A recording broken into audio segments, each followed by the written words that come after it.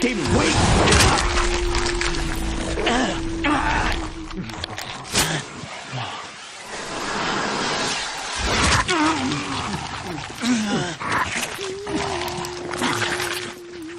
After Legacies' failure, the Vampire Diaries spin-off might be making a comeback with the Afterlife spin-off series. The Vampire Diaries spin-off might be making a comeback with the Afterlife spin-off series. The Vampire Diaries is by Kevin Williamson and Julie Plec, based on some books by L.J. Smith.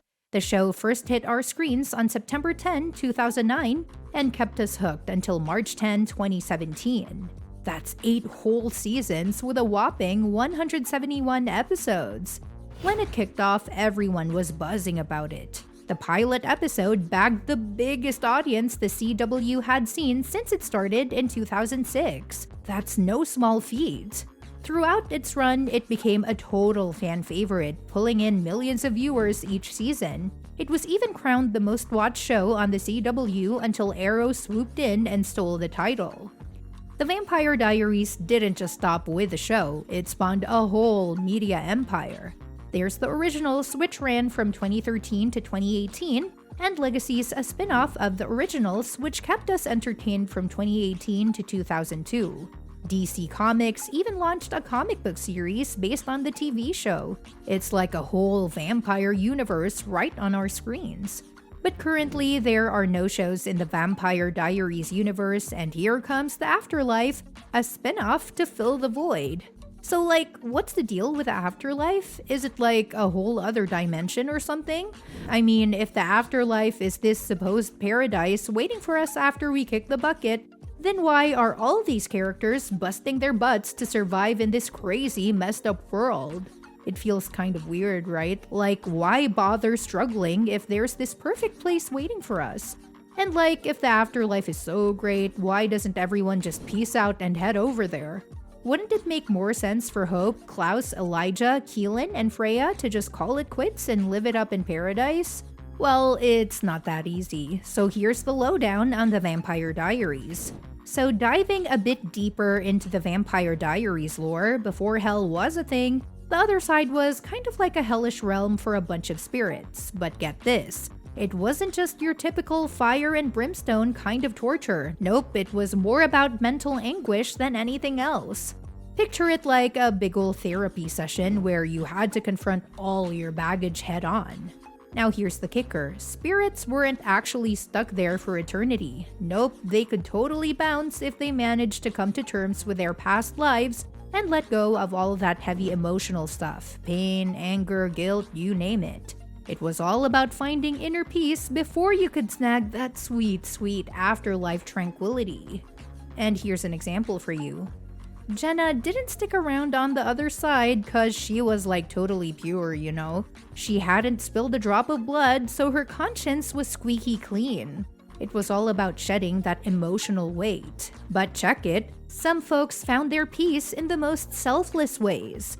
Like Sheila, who made sure her grandson could come back for a second shot at life after the other side went kaput.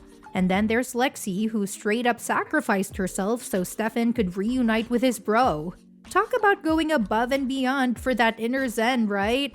It's like carrying around a lifetime's worth of baggage and then some. Especially for folks like the Mikaelsons, who've racked up a laundry list of terrible deeds over the centuries. Trying to find inner peace when you've got a millennium's worth of rage, guilt, and heartache swirling around in your head, that's no easy feat, let me tell you. So like Jose pointed out, even with all that knowledge about spirits and the afterlife, there's still this gnawing uncertainty. I mean, when you're not at peace with yourself, where do you even go, right? It's like being stuck in limbo, not knowing which way you're going to swing.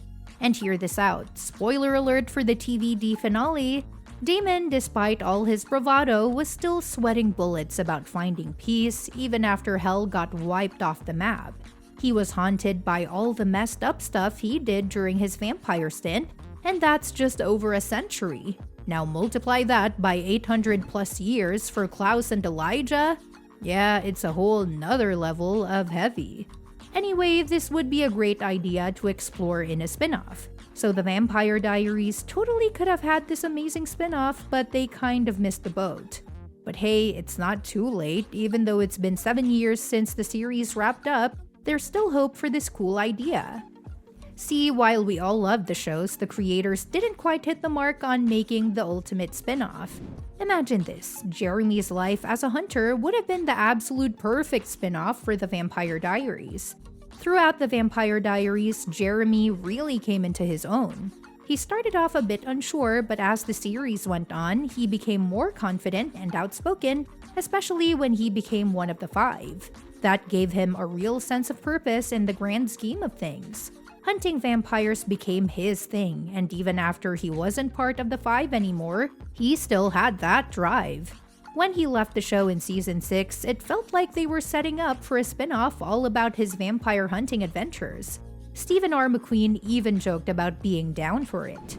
A spin-off centered on Jeremy would have been awesome because he had grown beyond Mystic Falls, but fans still cared about him. It could have taken us outside his hometown and shown us what he was up to in the vampire hunting world. There would have been so much room for his character to keep evolving and for us to see different sides of the vampire world. Sadly, it never happened, probably because the CW already had a couple shows in the same universe. Julie Plec still has a chance to make that Jeremy spin-off happen, especially since she's keen on expanding the Vampire Diaries universe even further after Legacies. Stephen R. McQueen has even dipped his toes back into the world with a cameo in Legacies, hinting that he might be up for reprising his role as Jeremy. And since he's not tied down to any other major TV gigs right now, there's nothing holding him back from committing to a spin-off. Jeremy's departure from the Vampire Diaries already set the stage for this potential spin-off. He left to hunt vampires in Santa Fe, with Alaric suggesting there are more locations to explore. Sure, we'd have to jump ahead in time a bit since it's been 7 years since the show wrapped up, but that just gives the writers a lot of creative freedom to play with. Plus, bringing in characters from the original show or even the spin-offs for guest appearances would add a nice touch of familiarity. What's great about the Jeremy spin-off is that it doesn't have the same constraints as other potential Vampire Diaries spin-offs. Since he's not a vampire, we don't have to worry about aging messing with the storyline. Apart from Bonnie, Jeremy is one of the most beloved characters from the series who doesn't run into this issue. And since Kat Graham ruled out returning, Jeremy seems like the perfect choice from the original cast to take the lead in a new spin-off. Now, if Plec goes ahead with a new spin-off, she could consider a few different paths. One option might be to spin off from Legacies, the newest addition to the Vampire Diaries universe, but honestly, that might not be the best move. A lot of fans weren't as into Legacies, feeling like the characters lacked depth and the show leaned too heavily into campiness. So focusing on a character from the original series like Jeremy could reel back in those fans who might have drifted away. Plus, it's bound to tap into the nostalgia that fans of the original Vampire Diaries series hold dear. Well, that's it for today. For now, make sure that you like our video. Please share your views in the comments section with us. Subscribe to the channel to get updated, and do not forget to hit the bell icon to never miss an update. Thanks for watching the video. See you at the next one.